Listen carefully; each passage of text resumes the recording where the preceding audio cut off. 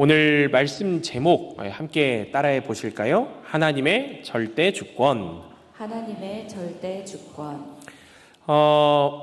이제 작년 이맘때쯤부터, 그러니까 작년 6월, 7월쯤부터 서겠지요. 틈날 때마다 저는 로마서와 에베소서 말씀을 번갈아가며 다루면서 성도님들과 함께 이 말씀에 담긴 은혜와 또 바울이 진정 전하고자 하는 메시지를 1년여 정도 쭉 나누어 왔습니다. 이 말씀의 그 시간 순서대로 한 장 한 장 이렇게 전하지는 못하였지만 1년 정도의 시간 동안 달려온 것 같은데요. 로마서도 이제 거의 구분응선을 좀 넘었다랄까요? 끝을 향해 가고 있습니다. 오늘 본문 말씀은 로마서 9장인데요.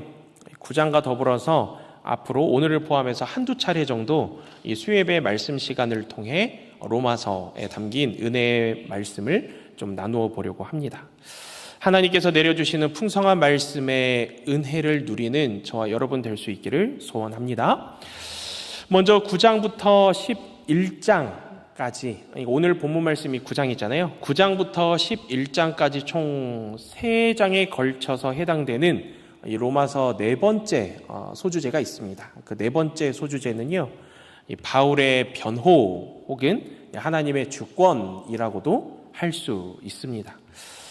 바울의 변호가 대체 무엇인지, 또 하나님의 주권이 무엇인지에 대해 성도님들께 좀 말씀을 드리기 전에 저는 로마서 전체에 담긴 5가지 주제를 좀 복습 차원에서 숲을 보는 느낌으로 먼저 좀 나누어서 대략적으로 좀 살펴보고자 합니다.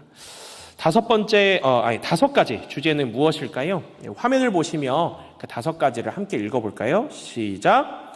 정죄, 칭의, 성화, 변호, 실천. 이 5가지의 소주제로 로마서는 이루어져 있다라는 거예요.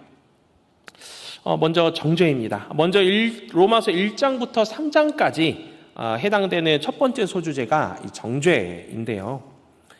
죄라고도 하는데, 죄는 하나님의 뜻을 행하기를 거부하고 하나님이 원하시는 전부를 행하지 못하는 상태를 이 죄라고 의미합니다.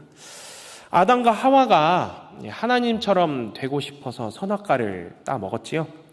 하나님 말씀을 거역했습니다. 이처럼 하나님을 거역했을 때부터 이 원죄는 흐르고 흘러서 우리의 본성 또한 하나님을 거역하고 하나님의 말씀을 멀리하는 이런 모습을 보이게 되었습니다. 아담과 하와는 하나님과 사랑으로 꼭 붙어있고 사랑의 띠로 하나 된 상태였는데, 어느덧 이렇게 죄가 오늘날까지 예외 없이 누구나 또 우리를 하나님에게서 분리한 것이지요.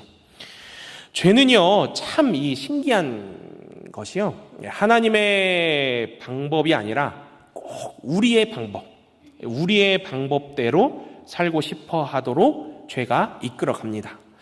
우리가 그 죄를 알고 지었든 간에 모르고 지었든 간에, 또 큰 죄를 지었든 간에 아니면 아주 사소하다 싶을 정도의 기억에 나지도 않을 만큼 작은 죄를 지었든 간에 상관없이 그때 그 순간을 돌이켜 보면 우리가 찾고 아뢰며 의지했던 분은 하나님은 아니었다라는 거예요.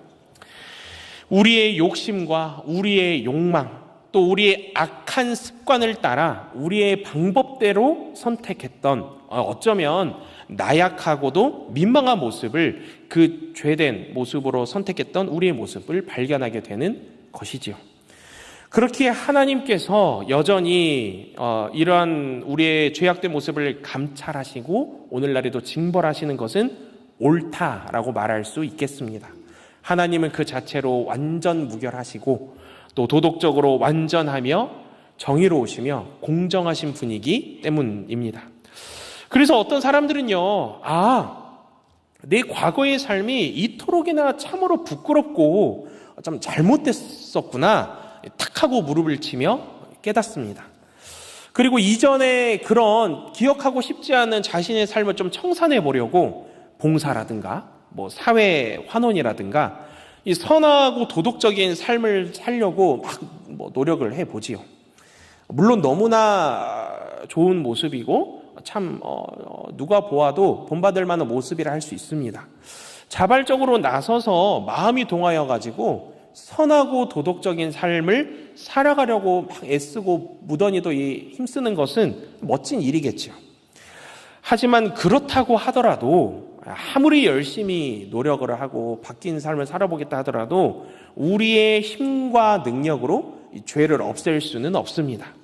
이달의 봉사왕, 올해의 도덕인상, 이거 아무리 수십 개 수백 개 많이 받아도 그걸로 구원 자격을 얻어낼 수는 없다라는 이야기예요. 이것이 로마서 1장부터 3장까지에 해당하는 소주제인 정죄에서 이야기하는 내용입니다. 그러면 어떻게 해야 구원 자격을 얻어낼 수 있는 것이냐? 길은 어디에 있는 것이냐? 이것이 로마서 4장부터 5장까지 2장에 해당되는 두 번째 소주제인 칭의, 이신칭이라고도 하지요. 칭의와 연결됩니다. 오직 예수 그리스도만이 우리를 구원하실 수 있다라는 거예요. 죄는요, 우리가 용서받고 씻음을 받아야 한다라는 사실을 계속해서 지적합니다. 우리는 그럴 자격이 어느 것 하나 찾아볼 수조차 없는데도 하나님은요, 우리를 너무나 사랑하셔서 우리를 용서하시기 위해 오직 하나님의 자비하심으로 우리에게 먼저 다가오셨다라는 거예요. 그리고 우리가 구원받을 길을 친히 내어주셨습니다. 하나뿐인 아들 예수 그리스도의 죽음으로써 우리의 죄값을 지불하셨죠. 이 굉장하고도 놀라운 하나님과의 이 관계에 우리가 들어가려면 어떻게 해야 되느냐? 우리는 예수님이 우리를 위해 죽으셨으며 우리의 모든 죄를 용서해 주신다라는 이 진리를 굳게 믿어 의심치 말아야 한다라는 것입니다. 길이요 진리요 생명 되시는 예수님만을 통하여 구원이라는 놀라운 선물을 얻고 하나님의 자녀된 권세를 얻었다. 하나님께서 우리를 믿음으로써 의롭다 칭하여 주셨다라는 것입니다. 사람이 자신의 선행이나 무슨 대단한 도덕적인 노력을 통해서가 아니라 오직 예수 그리스도에 대한 믿음을 통해 하나님과 의롭게 되는 것. 이것이 로마서 두 번째 소주제에서 말하는 칭의, 곧 이신칭의에 대한 말씀인 것입니다. 그러면 로마서 6장부터 8장까지를 통해 기록된 세 번째 소주제인 성화는 무엇이냐? 무엇을 말하는 것이냐? 하나님의 능력으로 신자, 곧 믿는 이들이겠죠. 믿는 이들은 거룩하게 된다라는 것입니다. 우리가 성령의 능력으로 죄로부터 분리되고 하나님께 순종하며 예수 그리스도를 더욱 닮을 수 있게 된다는 뜻이에요.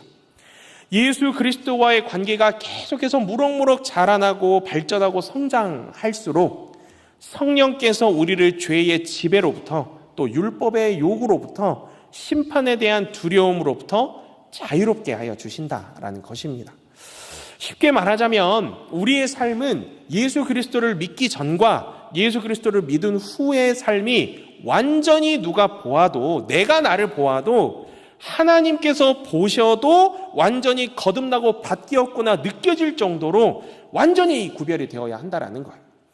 이것은 아까도 말씀드렸던 무슨 새롭게 살아봐야지 결심해가지고 봉사활동을 막 여기저기 많이 하고 내가 걸어다니는 도덕책이야, 삶을 윤리적으로 막 잘 살아내는 이런 것과는 완전히 다른 이야기입니다. 내가 내 삶을 좀 바꿔보려고 내 힘과 내 능력을 투자해서 내 시간을 들여서 하는 것이 사회봉사활동이고 사회환원인 것이죠. 그러나 성화는 내 힘으로 내 노력으로 나를 바꾸는 개념이 아니라 오직 예수 그리스도로 말미암아 내가 완전히 바뀌고 거듭나게 되었다라는 것입니다. 그렇기 때문에 예수님의 그 놀라운 사랑과 그 놀라운 희생이 딱 내 마음에 쓱 하고 깊이 뿌리 내려져서 예수님 말씀 따라 좀 살아가려고, 구원받은 백성답게 좀 살아가 보려고, 그리스도인답게 좀 살아내 보려고 오늘 주신 하루를 끊임없이 영적인 몸부림을 치며 살아가는 것. 예수 그리스도께서 주시는 하늘의 신령한 힘과 지혜를 의지함으로 말미암아 오늘 또 우는 사자와 같이 입을 벌리고 돌아다니며 달려드는 사단마귀의 공격에서 넉넉히 이겨내고 모든 영광과 감사와 기쁨을 하나님께 올려드리는 것, 이것이 성화의 본질적인 방향이고 이 모습인 것입니다. 그래서 우리는요 늘 기도해야 됩니다. 기도. 쉬지 말고 기도하라. 이 때마다 시마다 기도해야 된다라는 거예요. 우리의 힘을 의지하고 뭐 사회에서 배운 것들, 여기저기에서 이 경험 저 경험 쌓았네, 이런 것들로 막 해보려고 하면은요 시작할 때는 굉장히 의욕이 넘칩니다. 잘해보려고 해요. 막 눈에 막 레이저가 나옵니다.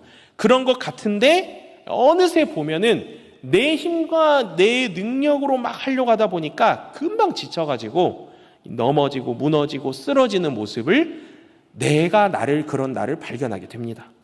주님께서 힘을 달라고, 능력 좀 주시라고, 나 주님 의지해서 나아가고 싶다고, 하나님의 전신갑주로 나를 좀 덧입혀 달라고 기도로 무장하고 기도로 하루를 나아가야 한다는 거예요.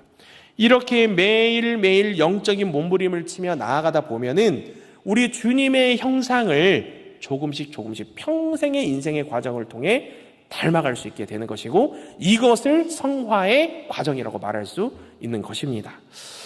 이렇게 정죄, 칭의, 성화를 거쳐서 오늘 본문 말씀이 담긴 로마서 9장부터 11장까지 해당되는 네 번째 소주제, 아까 말씀드렸지요. 변호 혹은 하나님의 주권이라고 말씀드렸습니다. 하나님은요 자기 백성의 과거, 현재, 그리고 미래까지 모두 살피시고 지켜보시는 분이십니다. 하나님이 사람을 대하시는 방법은 한치의 오차 없이 늘 정의롭다라는 거예요.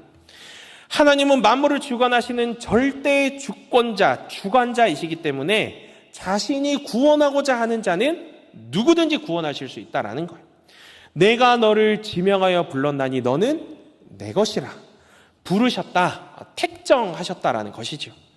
이러한 하나님의 주권, 그리고 이에 더하여 하나님의 풍성하고도 넘치는 긍휼로 유대인과 이방인 양쪽 다 구원받을 수 있음을 바울은 확신에 찬 어조로 9장부터 11장까지 이 사이 세 장을 통해서 선포를 합니다. 하나님의 긍휼에 반응하고 만물을 주관하시는 하나님의 은혜로운 구원에 이 제안을 받아들이기만 하면 된다라고 바울은 기록하며 선포하고 있다는 거예요. 그런데 바울은 왜 네 번째 주제가 변호냐? 뭘 변호하고 있느냐? 예수 믿는 자들을 잡아다 핍박하고 감옥에 가두었던 삶을 살아왔던 바울이 사도로 부르심을 받아서 복음 전하는 자로서 인생을 살아가게 될 적에 자신은 이방인의 사도로 부르심을 받았다. 자신은 이방인을 위한 사도로 부르심을 받았음을 고백했다라는 거예요. 자신은 유대인이지만 이방인을 향한 사도의 부르심, 사도직에 대한 변호를 하고 있는 것이죠. 그러나 바울은 동시에 동족인 유대인들에 대한 각별한 애정, 동족애가 있었습니다. 유대인들은 바울이 가만 살펴보니까 계속해서 구원의 메시지를 거부했다라는 거예요. 귀를 막고 하나님의 제안, 이런 복음 듣기 싫어, 계속 거부해 왔다라는 것이죠. 뭐 어떡합니까? 거부를 계속 하는데. 바울은 예수님의 지상명령을 따라서 구원의 메시지를 들고 이방인들에게 갔다라는 거예요. 하나님은 근데 아셨습니다. 하나님은 그런데 다 알고 계셨어요. 뭘 알고 계셨느냐? 바울의 마음에는 동족인 유대인들에 대한 각별한 애정이 있었다라는 것을 하나님은 다 알고 계셨습니다. 그래서 바울이 유대인들을 계속해서 생각하고 유대인들을 변호하고 있다는 사실을 하나님은 바울의 마음을 미리 감찰하시고 알고 계셨다라는 거예요. 그리고 바울은요 또 무엇을 변호하느냐? 하나님을 변호합니다. 하나님의 말씀을 변호하는데요, 이것은 무슨 변호인지는 이따가 본문 말씀을 통해서 나눠보도록 하겠습니다. 이처럼 하나님은 더 멀리, 그리고 더 높이, 그리고 더 넓게 내다보셨습니다. 이스라엘의 넘어짐, 이스라엘 백성의 수많은 넘어짐이 이방인의 문을 열도록 구원 역사를 계획을 하셨고, 유대인은, 이스라엘 백성들은 결국 이방인이 구원받고 하나님과 교제하는 모습을 그들이 목도할 적에 질투심이 유발하게 될 것을 하나님은 미리 내다보시며 그들도 돌아올 것을 또한 예비하셨다라는 것입니다. 그리고 마지막 5번째 소주제인데요. 로마서 12장부터 16장까지 해당되는 5번째 소주제는 실천 혹은 섬김이라고도 합니다. 우리가 하는 모든 일에서 하나님의 사랑과 하나님의 능력과 하나님의 완전함으로부터 비롯되었음을 인정하고 하나님께만 영광을 올려드리는 것. 먹든지 마시든지 무엇을 하든지 다 하나님의 영광을 위하여 하라라는 고린도전서 10장 31절의 말씀을 따라 실천하며 살아갈 때에 우리는 비로소 하나님을 제대로 섬길 수 있다라는 거예요. 그래서 성경책을 보시면요, 12장부터 16장까지 장별로 말씀 구절들을 조금씩 절별로 묶어서 그 소목금마다 해당되는 주제들이 기록되어 있음을 우리는 가지고 있는 성경책을 통해 다 살펴볼 수 있습니다. 로마서 12장을 보시면 1절부터 13절까지 묶어서 하나님의 뜻을 분별하는 새 생활, 그리고 14절부터 21절까지 묶어서 그리스도인의 생활이라고 소개합니다. 14장도 보십시오. 1절부터 12절까지 묶어서 형제를 비판하지 말라. 15장도 보십시오. 1절부터 13절까지 묶어서 선을 이루고 덕을 세우라라는 주제들이 쭈루루 기록되어 있습니다. 다 실천에 관한 부분이에요. 이 모든 것들을 제가 이제 대표적인 예시만 좀 말씀을 드렸는데, 이 모든 것들을 먹든지 마시든지 무엇을 하든지 다 하나님의 영광을 위하여 행하며 나아갈 때에 비로소 섬김의 아름다운 열매가 맺어질 수 있다라는 것입니다. 이렇게 잠시 로마서 전체에 담긴 5가지 주제를 성도님들과 조금 맛보기 느낌으로 함께 나누어 보았습니다. 5가지 주제가 뭐라 말씀드렸지요? 네, 정죄, 칭의, 성화, 변호, 실천임을 말씀드렸습니다. 저는 우리 성도님 한 분 한 분이 이 5가지 주제들을 꼭 마음에 새기어 기억하셨으면 좋겠습니다. 이로 말미암아 풍부에 처할 때나 또 반대로 비천에 처할 때나 또 사단의 어떤 공격에도 흔들리지 않는 굳건한 믿음을 탁 하고 뿌리내려 가지셨으면 좋겠습니다. 오직 주 예수 그리스도로 말미암아 하나님과 날마다 세상이 결코 줄 수 없는 화평을 누려가는 저와 여러분 될 수 있기를 주님의 이름으로 축원드립니다. 성도 여러분, 이제 본문 말씀에 담긴 로마서 4번째 소주제 변호, 하나님의 주권을 기억하며 본문 말씀을 조금씩 살펴보려고 합니다. 먼저 14절 말씀을 보십시오. 그런즉 우리가 무슨 말을 하리요? 하나님의 절대 주권 앞에서 감히 우리가 무슨 말을 할 수 있겠습니까? 라는 뜻입니다. 이미 답은 정해져 있음을 인정하는 바울의 어투가 느껴지는 부분입니다. 그런즉 우리가 무슨 말을 하리요? 그러면서 이야기합니다. 하나님께 불의가 있느냐? 하나님이 불공평하신 분이라는 말입니까? 그럴 수 없습니다. 라고 바울은 확신에 찬 어조로 선포하고 있다는 거예요. 본문 말씀이 이제 14절부터 21절까지잖아요. 그런데 그 앞선 1절부터 13절까지 보시면, 내용을 쭉 보시면요, 성경 인물들이 나오는데 이삭과 이스마엘이 나오고 또 에서와 야곱이 차례로 등장을 합니다. 하나님은 이스마엘이 아니라 이삭을, 그리고 쌍둥이 형 에서가 아니라 야곱을, 이들이 이 땅에 태어나기도 전에 하나님께서 주권적으로 선택하셨다라는 것입니다. 이들이 선택되거나 배제된 것은 이들이 이 땅에서 무엇을 했느냐, 무엇을 할 것이냐로 가지고 생각하시는 분들도 더러 계실 것입니다. 그러나 이들이 선택되거나 반대로 배제된 것은 오직 부르시는 이로 말미암아 선택되었거나 배제되었다라는 거예요. 완전히 하나님의 주권적인 뜻으로 말미암아 결정되었다라는 것입니다. 그러면 누군가는 자연스럽게 사람의 생각으로 이렇게 좀 반문할 수 있어요. 아니, 그러면 이스마엘은 뭐고 에서는 또 뭐냐? 그 두 사람이 하나님을 하여간에 믿든지 거부하든지 아니면 순종하든지 불순종하든지 이런 여러 기회를 얻기도 오래전에 하나님께서 이렇게 미리 하나를 선택하신 것은 이거 좀 불의한 것 아니냐? 너무 하나님이 좀 독단적인 것 아니냐? 반문하고 단언할 수 있습니다. 모든 사람이 법 앞에서 평등하다고 믿는 민주주의 사회에서 살아가니까 이것에 비추어 볼 때 하나님의 독단적인 선택은 심하게는 역겹고 받아들일 수 없다고 다소 과격하게 주장하는 분들도 계십니다. 그러나 이런 반응은요, 바꾸어 말하면 하나님께 불의가 있다라고 말하는 것과 별반 다르지 않습니다. 그래서 바울은요, 뭘 이야기하느냐? 오늘의 말씀 주제인 하나님의 절대 주권을 이야기하는 거예요. 우리는 하나님이 불의하다며 그분을 비난할 권리가 있느냐라고 바울은 우리에게 되묻는 것입니다. 그렇다면 우리는 하나님의 절대 주권을 이처럼 인정하며 또 이처럼 순종하고자 무엇을 좀 기억하고 또 생각해야 할까요? 저는 여러 가지가 있지만 두 가지 정도로 그 내용을 짧게 소개해 보고자 합니다. 먼저 우리는요, 하나님의 성품을 의심치 않고 믿어야 합니다. 의심치 않고 믿어야 한다는 거예요. 하나님은 자신이 의와 공의를 가늠하는 잣대가 되시기에 불의를 행하실 수 없는 분임을 우리가 믿어 의심치 말아야 한다는 거예요. 그래야 하나님의 절대 주권을 마음으로 인정하고 받아들일 수 있다는 것입니다. 하나님의 성품을 말하자면 대표적으로 무엇을 좀 말해볼 수 있을까요? 정말 너무나 무한하게 많지만 대표적으로 은혜, 자비, 긍휼, 사랑을 꼽아볼 수 있겠습니다. 대표적으로 어떤 말씀이 있습니까? 시편 145편 8절 말씀을 보십시오. 여호와는 은혜로우시며 긍휼이 많으시며 노하기를 더디하시며 인자하심이 크시도다. 시편 119편 137절 말씀도 보시겠습니다. 여호와여, 주는 의로우시고 주의 판단은 옳으니이다. 이뿐만이 아닙니다. 시편 48편 10절 말씀도 함께 보십시오. 주의 오른손에는 뭐라고요? 정의가 충만하였나이다.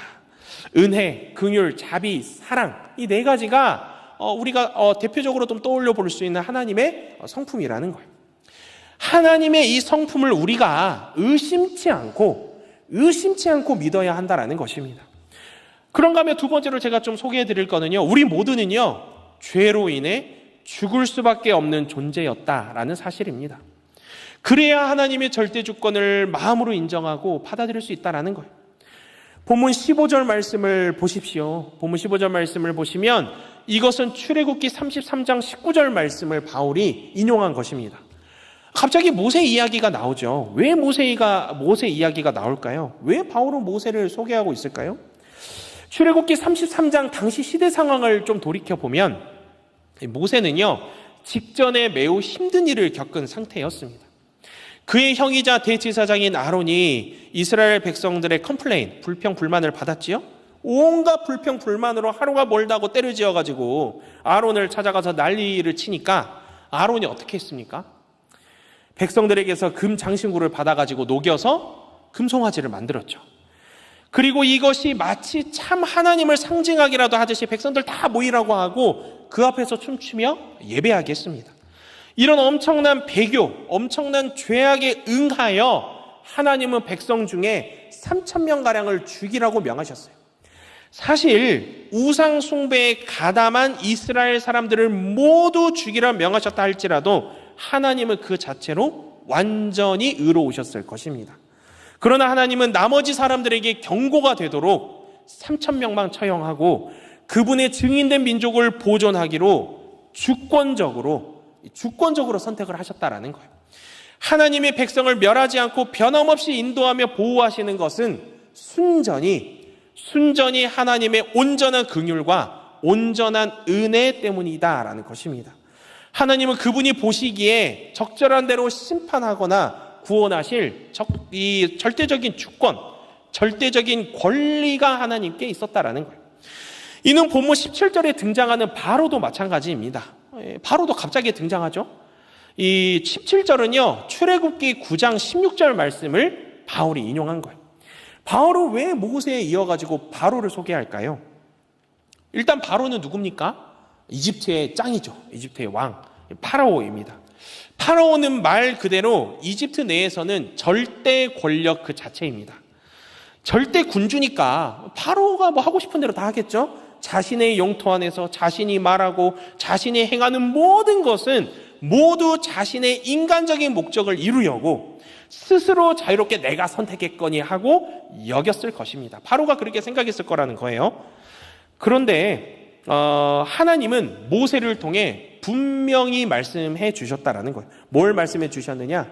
하나님이 그분의 목적, 곧 바로가 알지도 못하는 목적을 하나님은 이루시고자 바로를 그렇게 세우셨음을 하나님은 말씀하여 주셨다라는 거예요. 그리고 하나님은 바로의 마음을 완악하게 하셨음을 10번이나 말씀하셨습니다. 대표적으로 출애굽기 4장 21절, 7장 3절, 7장 13절 등이 있겠죠. 화면에 이렇게 노란색 글씨로 나오죠. 바로는 자신의 마음을 완강하게 또 완악하게 함으로써 자신의 행위로 하나님의 행위를 확인시켰다라는 것을 보여준 것입니다. 이렇듯 하나님은요, 태초부터 지금 우리가 예배를 드리는 이 순간까지도 역사 전체를 주권적으로 다스리시고 또 주관하십니다. 하나님의 이름이 온 천하 만물에 전파되게 하십니다. 하나님은 그 이름을 영화롭게 할 능력과 권세를 나타내 보이기 위해서 주권적으로 바로를 그 큰 권세의 자리에 두셨음을 또 완악하게 하셨음을 모세를 통해 분명하게 말씀해 주셨다는 것입니다. 우리도 마찬가지입니다. 우리 모두는 죄인입니다. 하나님의 심판을 받아 마땅하다는 사실을 인정하고 받아들여야만 한다는 거예요. 죄로 인해 죽을 수밖에 없는 존재라는 것을 인정하고 받아들여야 한다는 것입니다. 우리는 죄로 인해 죽을 수밖에 없는 존재다.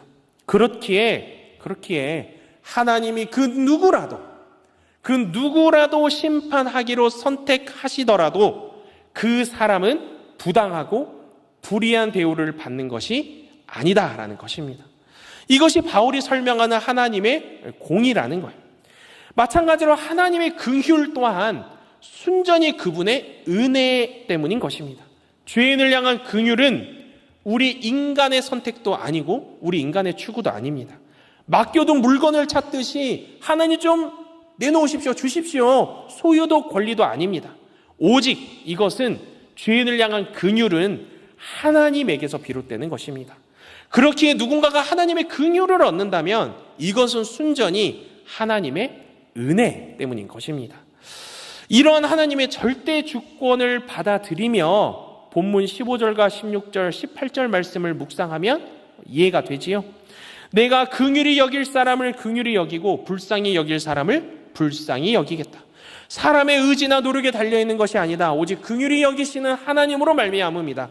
하나님께서는 긍휼히 여기시고자 하는 사람을 긍휼히 여기시고 완악하게 하시고자 하는 사람을 완악하게 하신다. 아멘.